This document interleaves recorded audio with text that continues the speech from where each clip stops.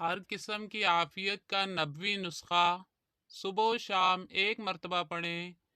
بسم اللہ الرحمن الرحیم۔ اللہم انی اسألک العافیت فی الدنیا والآخرہ۔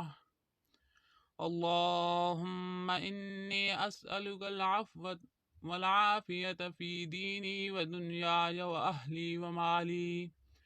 اللہم استر عوراتی وآمن روعاتی۔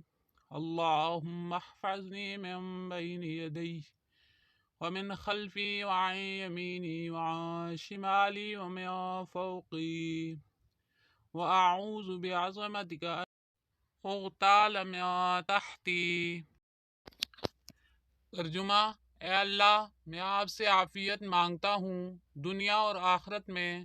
اے اللہ، میں آپ سے معافی اور سلامتی مانگتا ہوں میرے دین میں اور میری دنیا میں اور میرے گھر والوں میں اور میرے مال میں۔ اے اللہ، ڈھانپ لے میرے عیب اور خوف کی چیزوں سے مجھے بے فکر کر دے۔